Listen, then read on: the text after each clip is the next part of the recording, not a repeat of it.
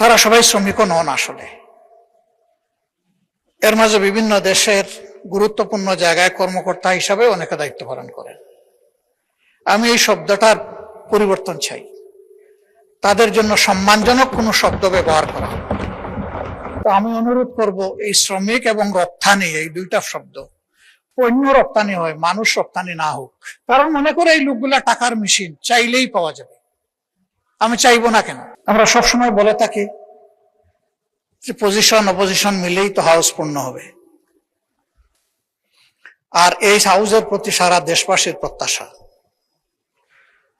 আমরা আজকে যাদের কথা বলছি তারা আমাদের কারো না কারো ভাই, কারো পিতা, কারো সন্তান, কারো আপন আত্মার আত্মীয়।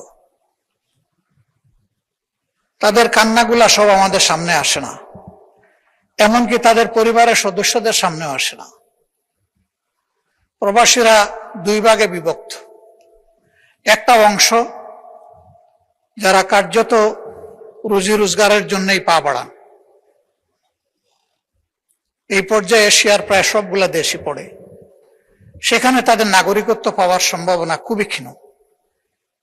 অল্প কিছু সংখ্যক ভাগ্যবান মানুষ যারা ইনভেস্টর ক্যাটাগরিতে হিউজ পরিমাণ ইনভেস্ট করে, সেখানে তারা একটা স্ট্যাটাস পান, কিন্তু তা হাজারও একজন হবে না, এ সংখ্যা আরো কম। বাকি সকল আমরা তাদেরকে শ্রমিক বলি। আমি শ্রমিক বলতে নারাজ।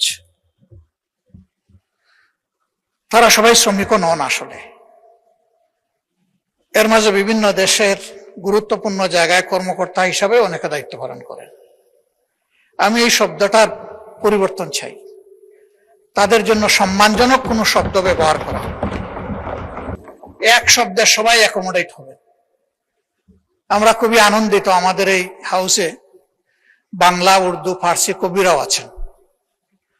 তারা যদি এরকম কোনো ভালো শব্দ নিয়ে আসেন যেটা অন্তত তাদেরকে মানসিকভাবে কিছু সান্ত্বনা দেবে, যে দেশ তাদেরকে ভালোবাসা এবং শ্রদ্ধার জায়গা থেকে দেখে। তো আমি অনুরোধ করব, এই শ্রমিক এবং রপ্তানি, এই দুইটা শব্দ পণ্য রপ্তানি হয়, মানুষ রপ্তানি না হোক। এটাকে একটা সম্মানজনক জায়গায় আমরা নিয়ে যাই। মাননীয় স্পিকার, যারা বিশেষ করে পশ্চিমের দেশগুলোতে যাচ্ছেন, তারা সাধারণত ফিরে আসার নিয়তে যান না। তারা যান সেখানে থেকে যাওয়ার নিয়তে। এর মধ্যে দুইটা ক্লাস, একটা স্রেফ ভাগ্য অন্বেষণে, আর একটা তারা জ্ঞানের অন্বেষণে। জ্ঞানের অন্বেষণে কারা যায়?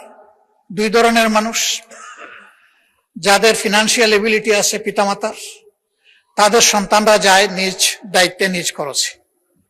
আর যাদেরকে আল্লাহ তাআলা চমৎকার মেধা দিয়েছেন, মা বাপ গরিব, তারা যায় ফুলব্রাইট বা কোনো ধরনের স্কলারশিপ নিয়ে।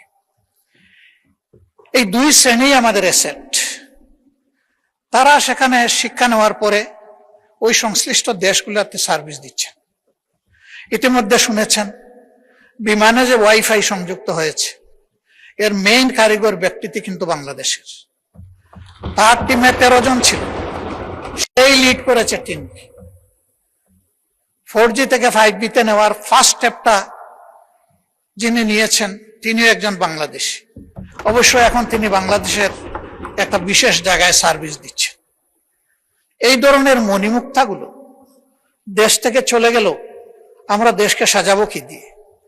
এই জন্য আমি ফিল করি আমাদের ফিনান্সিয়াল রিমিটেন্স তো অবশ্যই লাগবে দেশের অর্থনীতির চাকা চালু রাখার জন্য, কিন্তু তার চাইতে কম ইম্পর্টেন্স নয়, আমাদের এখন প্রয়োজন ইন্টেলেকচুয়াল রিমিটেন্স। দুনিয়ার বিভিন্ন উদীয়মান শক্তি এবং দেশ তাদের তরুণ যুবক যুবতীদেরকে ইনসেন্টিভাইজ করেছে, তাদেরকে মূল্যায়ন করেছে, সসম্মানে তাদেরকে দেশে ফিরিয়ে এনেছে। উদাহরণস্বরূপ বলতে পারি পাশের দেশ ভারত। একসময় তাদের দেশে সেই রকম স্কিল হ্যান্ড কোনো কার্ডিয়াক সার্জন ছিল না। তারা দেবী শেঠিকে, তাদের মুক্তাকে তাদের দেশে ফিরিয়ে এনেছে এবং তাকে বলেছে তুমি কি চাও?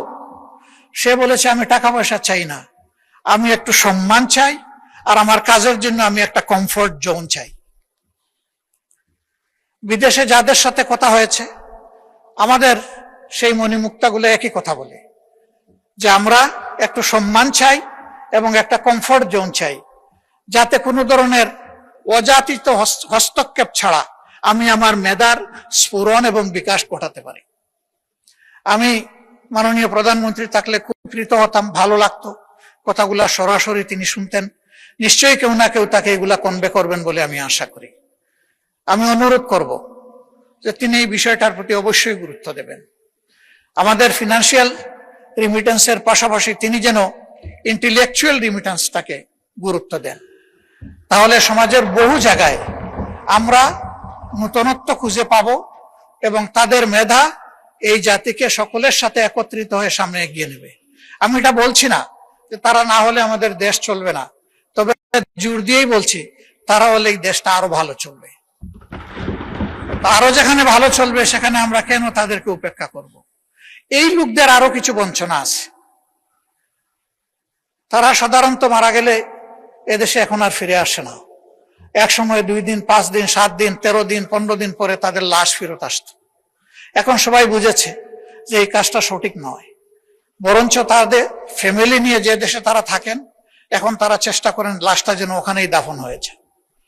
তাদের এখানে আমাদের কাছে এইরকম কোনো চাহিদা নেই যে আমাদের লাশটা বিদেশে নিয়ে যান।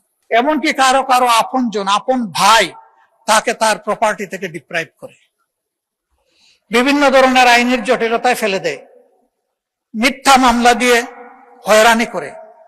আর পাশের বাড়ির লোকেরা তো আছে, সেখানে যদি পরিচিত আগে থেকেই বিরাজমান কোনো শত্রুতা থাকে সেটা আবার আগুনের মধ্যে ঘিল ঢেলে দেয়।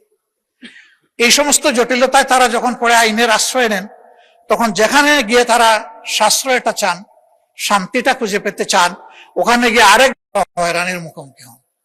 ওখানে যাওয়া মাত্রই তাদের কাছে বিরাট অঙ্কের একটা কিছু চেয়ে বসা হয়, কারণ মনে করে এই লোকগুলা টাকার মেশিন, চাইলেই পাওয়া যাবে। আমি চাইবো না কেন? যদি কেউ টাকা দিতে পারলো তো হয়তো তার কিছু কাজ হলো, যদি দিতে পারলো না তাহলে চোখের পানি মুছে মুছে আবার দেশ থেকে